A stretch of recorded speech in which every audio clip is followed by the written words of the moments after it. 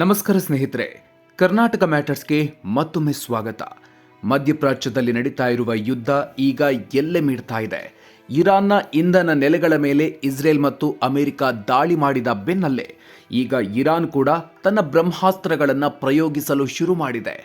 Qatar ಮತ್ತು ಯುಎಇಯ ಜಗತ್ತಿನ ಅತಿದೊಡ್ಡ ಗ್ಯಾಸ್ ಮತ್ತು ಆಯಿಲ್ ಪ್ಲಾಂಟ್ಗಳು ಈಗ ಇರಾನ್ ದಾಳಿಗೆ ಅಕ್ಷರಶಃ ಧ್ವಂಸವಾಗಿವೆ. ಇದರ ಮಧ್ಯೆ ದೊಡ್ಡಣ್ಣ ಅಮೆರಿಕಕ್ಕೂ ಡ್ರೋನ್ ಕಾಟ ಶುರುವಾಗಿದೆ. ಅಮೆರಿಕದ ಪ್ರಮುಖ ಸಚಿವರು ವಾಸಿಸುವ ಸೇನಾ ನೆಲೆಯ ಮೇಲೆಗೆ ನಿಗೂಢ ಡ್ರೋನ್ಗಳು ಹಾರಾಟ ನಡೆಸಿ ಆತಂಕ ಸೃಷ್ಟಿಸಿವೆ. ಹಾಗಾದ್ರೆ ಇಸ್ರೇಲ್ಗೆ ಟ್ರಂಪ್ ಸಾಕು ದಾಳಿ ನಿಲ್ಲಿಸಿ ಅಂತ ದಿಢೀರ್ ಸೂಚನೆ ಕೊಟ್ಟಿದ್ಯಾಕೆ? ಕತಾರ್ ಗ್ಯಾಸ್ ಪ್ಲಾಂಟ್ ಧ್ವಂಸ ಮಾಡಿದ್ದಕ್ಕೆ ಟ್ರಂಪ್ ಇರಾನ್ಗೆ ಕೊಟ್ಟ ಭೀಕರ ವಾರ್ನಿಂಗ್ ಏನು? ಸೌದಿ ಅರೇಬಿಯಾ ಇರಾನ್ಗೆ ಕೊಟ್ಟ ಎಚ್ಚರಿಕೆ ಎಂಥದ್ದು? ಈ ಯುದ್ಧಕ್ಕಾಗಿ ಅಮೆರಿಕದ ಸೇನೆ ಬರೋಬ್ಬರಿ $200 ಬಿಲಿಯನ್ ಹಣ ಕೇಳಿದ್ಯಾಕೆ? ಇಂದಿನ ವಿಡಿಯೋದಲ್ಲಿ ಇದೆಲ್ಲದರ ಕಂಪ್ಲೀಟ್ ಡೀಟೇಲ್ಸ್ ನೋಡೋಣ. ವಿಡಿಯೋ ಶುರು ಮಾಡೋದಿಕ್ಕೂ ಮೊದಲು ನೀವಿನ್ನೂ ನಮ್ಮ ಚಾನಲ್ಗೆ ಸಬ್ಸ್ಕ್ರೈಬ್ ಆಗಿಲ್ಲ ಅಂದರೆ ಈಗಲೇ ಸಬ್ಸ್ಕ್ರೈಬ್ ಆಗಿ, ಹಾಗೆ ಪಕ್ಕದಲ್ಲೇ ಇರೋ ಬೆಲ್ ಐಕಾನ್ ಪ್ರೆಸ್ ಮಾಡಿ. ಸ್ನೇಹಿತರೆ, ಇರಾನ್ ಮತ್ತು ಇಸ್ರೇಲ್ ಅಮೆರಿಕ ನಡುವಿನ ಸಂಘರ್ಷ ಈಗ ಸಂಪೂರ್ಣವಾಗಿ ಎನರ್ಜಿ ವಾರ್ ಅಥವಾ ತೈಲ ಯುದ್ಧವಾಗಿ ಬದಲಾಗಿದೆ. ಇರಾನ್ನ ಸೌತ್ ಪಾರ್ಸ್ ಗ್ಯಾಸ್ ಫೀಲ್ಡ್ ಮೇಲೆ ಇಸ್ರೇಲ್ ದಾಳಿ ಮಾಡಿದ್ದೇ ತಡ ಈ ಯುದ್ಧ ಹೊಸ ತಿರುವು ಪಡೆದುಕೊಂಡಿದೆ. ಇಸ್ರೇಲ್ಗೆ ಟ್ರಂಪ್ ಖಡಕ್ ಸೂಚನೆ, ಇರಾನ್ಗೆ ಬಿಗ್ ವಾರ್ನಿಂಗ್. ಇರಾನ್ನ ಸೌತ್ ಪಾರ್ಸ್ ಗ್ಯಾಸ್ ಫೀಲ್ಡ್ ಜಗತ್ತಿನ 20% ನ್ಯಾಚುರಲ್ ಗ್ಯಾಸ್ ಪೂರೈಸುವ ಬಹುದೊಡ್ಡ ತಾಣ. ಇದರ ಮೇಲೆ ಇಸ್ರೇಲ್ ದಾಳಿ ಮಾಡಿದ ತಕ್ಷಣ ಅಮೆರಿಕ ಅಧ್ಯಕ್ಷ ಡೊನಾಲ್ಡ್ ಟ್ರಂಪ್ ಸಾಕು ದಾಳಿ ನಿಲ್ಲಿಸಿ ಅಂತ ಇಸ್ರೇಲ್ಗೆ ಸೂಚನೆ ಕೊಟ್ಟಿದ್ದಾರೆ. ಅಷ್ಟೇ ಅಲ್ಲ, ಈ ದಾಳಿಯ ಬಗ್ಗೆ ಅಮೆರಿಕಕ್ಕೆ ಯಾವುದೇ ಮಾಹಿತಿ ಇರಲಿಲ್ಲ. ಇಸ್ರೇಲ್ ಕೋಪದ ಭರದಲ್ಲಿ ಈ ಕೆಲಸ ಮಾಡಿದೆ ಅಂತ ಸ್ಪಷ್ಟಪಡಿಸಿದ್ದಾರೆ. ಜೊತೆಗೆ ಇರಾನ್ಗೂ ಒಂದು ಭೀಕರ ವಾರ್ನಿಂಗ್ ಕೊಟ್ಟಿದ್ದಾರೆ. ಇರಾನ್ ಯಾವುದೇ ಕಾರಣಕ್ಕೂ ಅಮಾಯಕ ಕತಾರ್ ದೇಶದ ಮೇಲೆ ದಾಳಿ ಮಾಡಬಾರ್ದು. ಒಂದೊಮ್ಮೆ ಕತಾರ್ ಮೇಲೆ ಇರಾನ್ ದಾಳಿ ಮಾಡಿದ್ರೆ ಹಿಂದೆಂದೂ ಕಾಣದ ರೀತಿಯಲ್ಲಿ ಇರಾನ್ನ ಇಡೀ ಸೌತ್ ಪಾರ್ಸ್ ಗ್ಯಾಸ್ ಫೀಲ್ಡ್ ಅನ್ನ ನಾವೇ ಧ್ವಂಸ ಮಾಡ್ತೀವಿ ಅಂತ ಟ್ರಂಪ್ ಗುಡುಗಿದ್ದಾರೆ. ಧಗಧಗ ಉರಿದ ಕತಾರ್, ಯುಎಇ ಗ್ಯಾಸ್ ಪ್ಲಾಂಟ್ಗಳು. ಆದರೆ ಟ್ರಂಪ್ ಅವರ ಈ ವಾರ್ನಿಂಗ್ ಇರಾನ್ಗೆ ಅರ್ಥವಾಗುವಷ್ಟರಲ್ಲಿ ಕಾಲ ಮಿಂಚಿ ಹೋಗಿತ್ತು.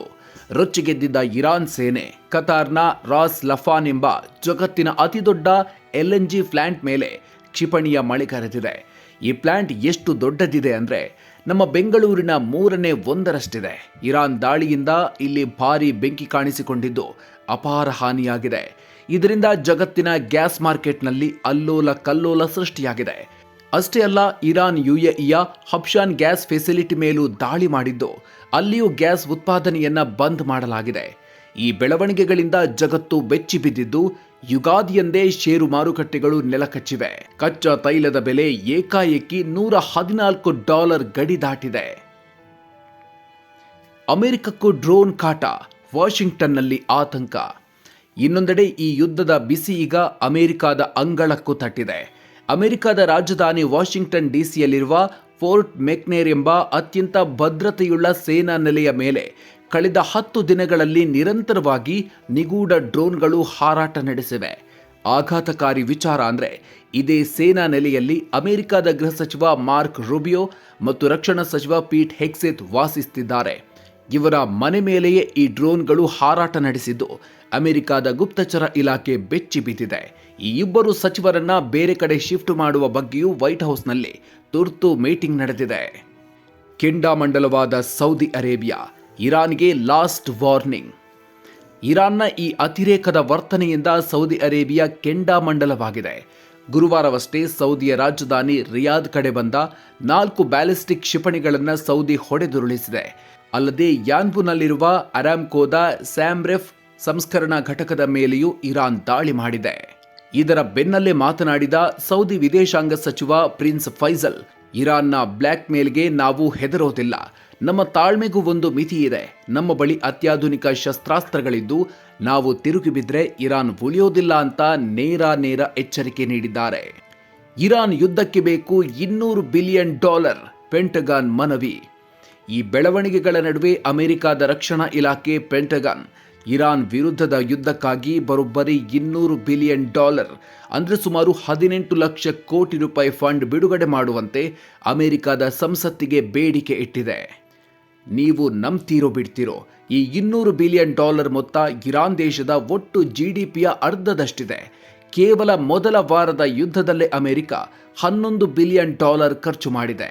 ಈ ಹಿಂದೆ ಬೈಡೆನ್ ಸರ್ಕಾರ ಯುಕ್ರೇನ್ ಯುದ್ಧಕ್ಕೆ ಹಣ ಸುರಿತಾ ಇರೋದನ್ನು ವಿರೋಧಿಸ್ತಾ ಇದ್ದ ಟ್ರಂಪ್ ಈಗ ತಾವೇ ಇರಾನ್ ಯುದ್ಧಕ್ಕೆ ಇಷ್ಟು ದೊಡ್ಡ ಮೊತ್ತ ಕೇಳ್ತಾ ಇರೋದು ತೀವ್ರ ಚರ್ಚೆಗೆ ಗ್ರಾಸವಾಗಿದೆ. ಒಟ್ಟಿನಲ್ಲಿ ದಿನೇ ದಿನೇ ಈ ಯುದ್ಧ ಕೈಮೀರಿ ಹೋಗ್ತಾ ಇದ್ದು ಇಡೀ ಜಗತ್ತು 3ನೇ ಮಹಾಯುದ್ಧದ ಆತಂಕದಲ್ಲಿದೆ. ಸ್ನೇಹಿತರೆ, ಇರಾನ್ ವಿರುದ್ಧದ ಈ ಯುದ್ಧಕ್ಕಾಗಿ ಅಮೆರಿಕ $200 ಬಿಲಿಯನ್ ಖರ್ಚು ಮಾಡ್ತಾ ಇರೋದು ಸರಿಯಾ? ಟ್ರಂಪ್ ಈ ಯುದ್ಧವನ್ನು ಇಲ್ಲಿಗೆ ನಿಲ್ಲಿಸ್ತಾರಾ ಅಥವಾ ಇರಾನನ್ನು ಸಂಪೂರ್ಣವಾಗಿ ಮುಗಿಸ್ತಾರಾ? ಈ ಬಗ್ಗೆ ನಿಮ್ಮ ಅನಿಸಿಕೆಯನ್ನು ಕಾಮೆಂಟ್ ಬಾಕ್ಸ್ನಲ್ಲಿ ತಪ್ಪದೇ ತಿಳಿಸಿ. ಈ ವಿಡಿಯೋದಲ್ಲಿನ ಮಾಹಿತಿ ನಿಮಗೆ ಇಷ್ಟ ಆಗಿದ್ರೆ ದಯವಿಟ್ಟು ಲೈಕ್ ಮಾಡಿ, ಶೇರ್ ಮಾಡಿ. ಮುಂದಿನ ವಿಡಿಯೋದಲ್ಲಿ ಮತ್ತೊಂದು ಇಂಟ್ರೆಸ್ಟಿಂಗ್ ಮ್ಯಾಟರ್ನೊಂದಿಗೆ ಮತ್ತೆ ಸಿಗೋಣ. ಅಲ್ಲಿವರೆಗೂ ನಮಸ್ಕಾರ.